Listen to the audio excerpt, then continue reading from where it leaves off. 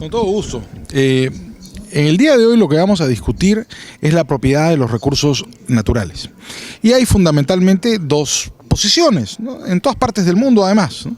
Por un lado están los países en los cuales los recursos naturales son de propiedad privada, es decir, son de propiedad del dueño del suelo, que es dueño también de las riquezas naturales contenidas debajo de él, y los países en los cuales la propiedad es pública, es estatal.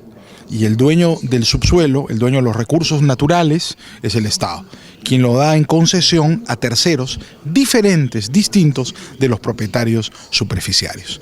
Entonces la discusión, que parece una discusión técnica, jurídica, en realidad es una discusión política, ¿no? Porque yo voy a sostener la tesis de que esta organización que divide la propiedad del subsuelo entregándosela al Estado y la separa de la propiedad superficiaria es el origen de la violencia.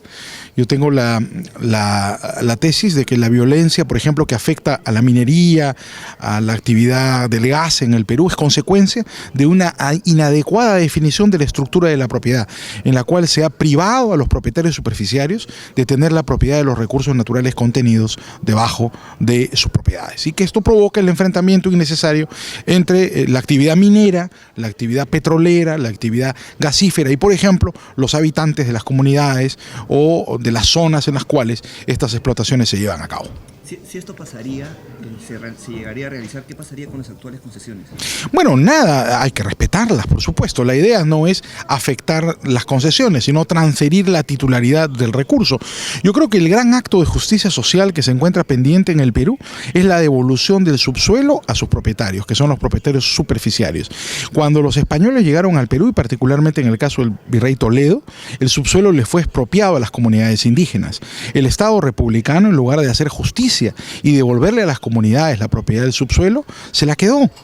Y esto ha creado, en mi concepto, una herida lacerante hasta hoy en la sociedad peruana. El Estado tiene que devolver esa propiedad que fue injustamente cautada hace más de 500 años a las comunidades indígenas y a los propietarios superficiarios en general, por supuesto, respetando las concesiones existentes, para que a partir de ahora en adelante sean las comunidades, los propietarios superficiarios, los titulares de las riquezas naturales y negocien sus contratos con las empresas mineras y petroleras libremente. El Estado ganará, por supuesto, con el cobro de los impuestos que correspondan, y los propietarios ganarán cobrando ellos el canon directamente.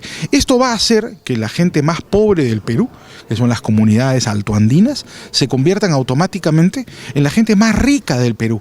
Enhorabuena, enhorabuena.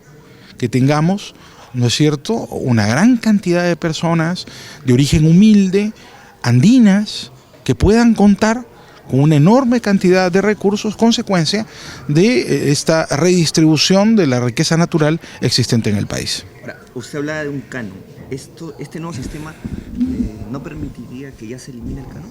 Bueno, simplemente lo cobraría otra persona. El canon, en lugar de ser una regalía a pagarse al gobierno, sería una regalía a pagarse al propietario, en este caso al propietario superficiario, o que podría ser una comunidad indígena o una persona.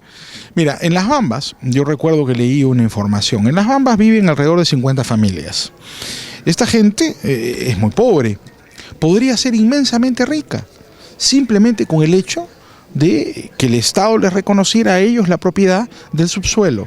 Yo creo que este es un tema que está pendiente en la discusión de la agenda nacional, porque con los paliativos que existen actualmente, tratando de redefinir la estructura de las concesiones o tratando de, a través de la caridad privada, filantrópica o estatal a través de las obras públicas, satisfacer las demandas de los pueblos altoandinos, no tiene una solución. Siempre vamos a estar en un círculo vicioso de enfrentamiento violento, politización y finalmente dádivas que son insatisfactorias. Esto hay que solucionarlo de raíz con un acto de redistribución, es decir, asignando la propiedad del subsuelo a quienes deberían ser sus propietarios naturalmente, es decir, a los propietarios del suelo. Ahora, ¿cómo no descartar que esto origine un diferente tipo de conflicto social, pero finalmente conflicto? Bueno, el conflicto siempre va a existir en la vida humana. El hecho de que haya poder judicial, de que haya un mercado, de que haya negociaciones, es una revelación de que los conflictos siempre existirán. De lo que se trata es de reducir los índices de violencia, ¿no es cierto? Y el punto central es preguntarse con qué sistema va a haber más violencia. No conflicto habrá, pero por supuesto la cosa es que el conflicto no sea violento. ¿Con qué sistema habrá menos violencia? ¿Con el sistema que tenemos actualmente o con un sistema como el sistema anglosajón, donde el propietario del suelo es propietario del subsuelo, que finalmente es una consecuencia del viejo derecho romano que establecía esa regla? Bien, hay una pregunta que yo le hago siempre a mis alumnos. ¿Cuál es la diferencia entre descubrir oro en el Perú y descubrir oro en California? Y la respuesta es que si descubres oro en el Perú, eres pobre. En cambio, si descubres oro en California, eres rico. La diferencia es sencillamente en California eres dueño del subsuelo, por lo tanto te haces rico. En cambio, en el Perú, si descubres oro, te lo quita el gobierno.